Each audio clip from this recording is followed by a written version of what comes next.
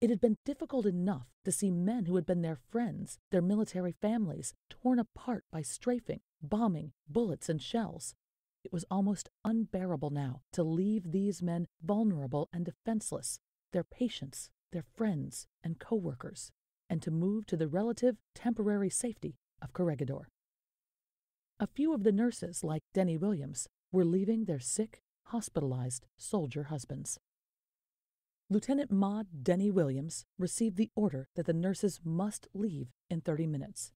She had already been told that the Japanese were within 3 miles of Hospital No. 2 and pushing steadily forward.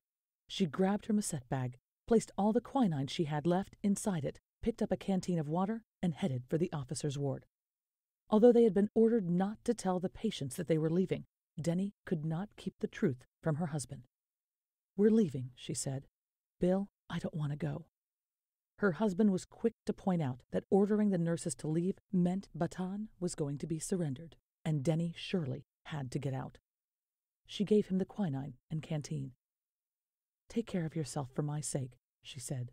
They kissed goodbye, and Denny left. They went reluctantly under a direct order that had to be repeated to Army nurses who had been taught and believed to their core that nurses did not leave their patients, and that military nurses did not leave wounded soldiers, sailors, and Marines for the sake of their own safety. The direct order was repeated again, not for reasons of the nurses' safety, but based on the cold, hard fact that the wounded and sick on Corregidor, where the military's last stand would be made, would need the specialized care that these nurses could provide. The trip across Manila Bay was a nightmare.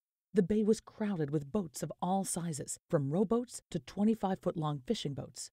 In between were homemade rafts and just about anything that would float. Some desperate soldiers and civilians were attempting to swim to Corregidor through the shark-infested water. As boats carrying the nurses made their way toward the rock, they were engulfed in a cacophony of sounds. Japanese planes were bombing and strafing Manila Bay. The sound of the shrapnel made pitting noises as it struck the water and boats around them. Screams tore through the eerie darkness as people were hit or their boats were shot out from under them. Men and women in the water were crying for help, but it was impossible to stop. Each boat was already filled to capacity, and saving those in the water might well have meant the rescuing vessel and its passengers would also find themselves in the bay. Cries died out as people sank beneath the surface and drowned, and other desperate individuals took their places. For the nurses who had been ordered to leave their patients on Bataan, the scene was straight out of hell.